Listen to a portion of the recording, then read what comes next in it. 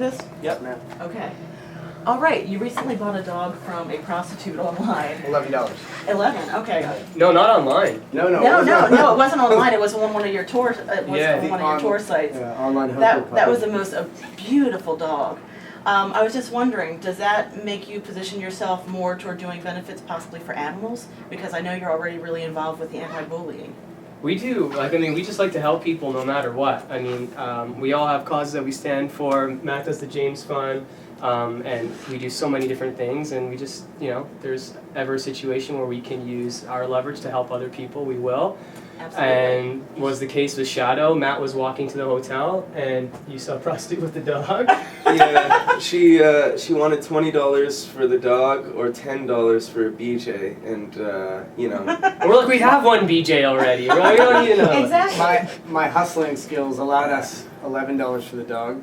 Excellent. But I think she would have taken $6. We just felt a little. But it was pretty crazy because this dog that we got, when we got him, he wouldn't move. He was shaking. We took him upstairs and bathed him, and he was covered in fleas. He had two types of worms. We took him to the vet the next day and got his shots, and within 1 day of us having this dog, it went from being totally sick, not being able to move, to running. And absolutely. It was pretty crazy. Yeah. And then within the week, we had him Turns a for about a monster. week and a half. Yeah. And he could run as fast as I could by the end. So he was just he was growing and growing. He just got way too big for the bus, so we had to give him up. Are you still going to be able to have any contact with them? Yeah, or? we know who has them. Fantastic. We made sure, we pretty much interviewed the people that we had, that we gave them to. Excellent. And made sure that they were the right people to give them to. They have a big farm, and he's going to be able to run around. He has now he has a brother that's 2 weeks older. And so. Yeah, and they have a bunch of rescued golden retrievers and labs and stuff, so we're it's perfect. It's just so funny that honestly, we can post our new single "Casual Sex" or our You got everything. or whatever. Just played an awesome show in LA, and then it gets a couple thousand likes. You post the puppy, 10,000 likes. Yes, absolutely. Unstoppable. Well, it's crazy though.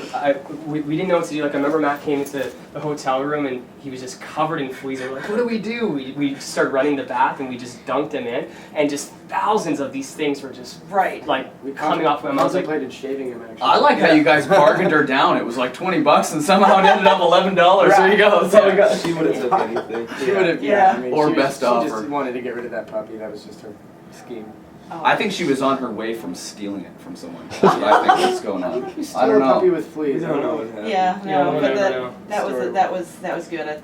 Like I had seen on Facebook, it's you saved it, Yeah. and you also brought that issue to light because it was something that was important to you, and because it's funny when you have music or anything that backs you, that makes you a popular personality, something that's your cause all of a sudden has so much more of a volume to it. So that was really cool. Trying to get back, Yeah, and I do the same thing. With songs like Porn Star Dancing and Casual Sex and Sick and Twisted Affair, do you feel that you're being pigeonholed into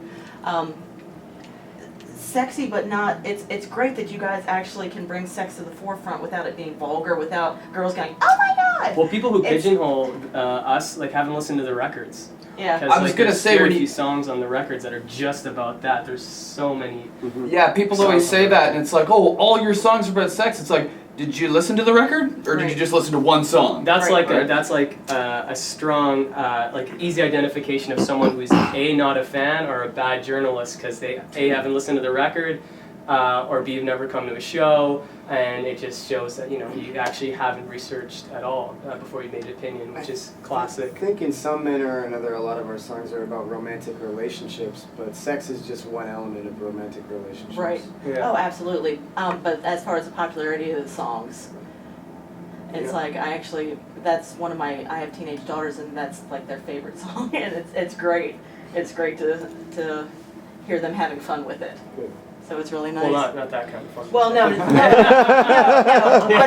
having fun with the words and the lyrics of a song that can be sexy without being demeaning. Yeah. And that's a skill set that's really hard to be able to accomplish. I just want people to have a good time. Oh, it's great. I love it. I love it. Do you have any crazy on the road stories? Like, lately? Well, Too many of too them. many. Do you mean this week or? Sure. Oh no. Yeah, but they have to be PG to some extent, I'm pretty sure. Is this- We can is this cut a it. family show? We can cut it. Well, actually, the night that they got Shadow, while they were bathing a dog in the flea bath, me and Dougie were actually at a strip club. That's right. It was a really dirty one too. That's right, you brought that crazy stripper back. And then she ended up freaking out, and she like punched me in the Tried to face kill because I wouldn't Brendan. pay for her cab home or something. Oh, She's like, wow. I live 10 miles away, and you're paying for it. I'm like, whoa, no, thank you. And she's They're getting attacked by strippers, me and Matt are getting attacked by fleas. I think I was buying flea medication. I think you guys almost got attacked by a Yeah, I prostitute. remember. If you weren't gonna give her some money and take either a puppy or a beach, I don't know. I don't know what would happen. I would have bitten the bullet and taken the beach medicine. I really didn't want to go. Take one for the team. Okay, best prank ever pulled on a bandmate. Well, actually, recently, this wasn't too long ago, we were just on this headlining tour, and moments before we went on stage, Dougie left his Facebook open, and I put a bunch of vulgar stuff. And I told him, I told him on stage when we were about to do our encore, I was like, Dougie, take your in-ears out, man. And then I announced through the microphone what it said on the status. Nice. Yeah. Nice.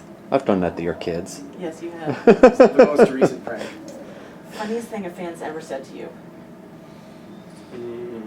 Her funniest thing Sal's ever said to a fan. Okay. Oh, yeah. What's some funny stuff that we've had said to us? Oh man, see that's the That's a thing. tough Like, there's question. so many things that happen within a day that it becomes like a new norm. So to us, it's just like stuff's not as crazy anymore. So we actually have to think, well, what is something that would be funny for people who aren't on the road that they'd be like, wow. Melody said that you were a schoolgirl in your past No, life. no. Okay, this is what she said. She, one of our fans came up to us and she said that she was psychic, and she said that in a previous life, I was a female bartender, and Matt was my husband, and Matt killed a man for me and threw him into an ocean, and Reed's been in all his previous lives a schoolgirl. I've been a Yeah, schoolgirl. so you've always, this is the first time you've reincarnated not as a schoolgirl. You come back as a rock star. I never heard this. Yeah. Hi, Melody. Hey, Melody. I know it. We're like, yes, that's awesome. So apparently, and I trust Melody because she's a fan and we know her very well. So I'm gonna believe her on this. I've learned that I get some really interesting responses. I was actually interviewing Striper, and I said, strangest thing that ever happened. He's like, well, actually. He's like, there was a fan that was on the front of the stage and was head bopping. And was just like really headbanging. And the next thing he knows is he's making frantic movements and pointing toward the stage. And he goes and trips over something on the stage and doesn't think anything of it, just figures his fan had thrown something up on stage, goes down, reaches out, throws it out. Watches the fans go wild, watches this guy go like, right? At the end of the show, he figured out what had happened. In the middle of the fan headbanging, his glass eyeball had fallen out onto the stage. Oh, wow. And he picked it up And just and whipped it. wailed it. He's like, that fan was pissed. Oh my gosh. So you never know what's going to come out when you ask what's the funniest thing or what has happened. I wonder, Moral did of this the happen story. in Baltimore? Because I got this ring in Baltimore. It's literally a glass eye earring somebody made for me. No, Okay, I don't know just where it making sure. happened. I don't- The moral of the Reminds me- story? That reminds me when somebody threw a joint on stage for Chad. Oh, yeah. And I was at the corner, the stage went like this at the sides, and he saw it come up. And between the songs, he went to go get it, but I'd already grabbed the joint and put it in my pocket, and he went to look for it. He's like, I think I got a present up here. And I'm like, Yeah. he's like, Matt, did you get it? I'm like, yeah. Damn He's like, opening- opening band already stole the joint. Yeah. Then all the camera comes on me in front of the 15,000 people that are there, and it's like he starts making fun of me, like goddamn stoner. Yeah. I think Ozzy Osbourne should have proven in 1983 you don't pick stuff up when he picked up that bat Yeah. that he thought was rubber and it had rabies and he bit its head off or Oh whatever. my god. Oh, yeah. God, he'll never live that Tenacious. down. No, Alice Cooper threw out the chicken to or the turkey or whatever. There was a turkey on stage, and he decided to throw it out to the crowd, and the crowd just tore the thing to pieces. He's like, no. He didn't think they'd do that, but they just ripped it. Now to the guy pieces. can't put on a show without a PETA meeting. Yeah. Living or dead, what band would you have the ultimate tour arrangement with? Nirvana. Absolutely. Excellent, excellent. All right, second band. No, I'm just kidding. No, that's Nirvana again. Nirvana, guys. Or the Doors. The Yeah. Doors Yeah. totally. Oh, that they're would be still kind of a fantastic. band. They're just minus Jimmy. Yeah, yeah. All right. How does it feel to meet childhood idols? Like I saw that you had met Carrot Top the other day. Have you met Oh, anyone yeah. else? Carrot Have you Top met is anyone else on the road? Yeah. I wouldn't say that. How he wasn't really excited. I know. After I said that. Words. We'd like to I thank know. our idol, Carrot Top. Which wasn't for him, would All not be those here. AT&T commercials when we were growing up, man. That's funny. Yeah, like we've met. I met the singer of Stabbing Westward, and like Chad. Obviously, like Finger 11, this band from Canada, who's pretty big here. Like we're friends with Finger 11 now. We get to watch them side stage. We open up for them, and They're like like our favorite band. that was always Nice. a dream of mine to open up for that band, because like I was just so obsessed with their music. So now we're like to be on like acquaintances and like to know them as friends is pretty strange.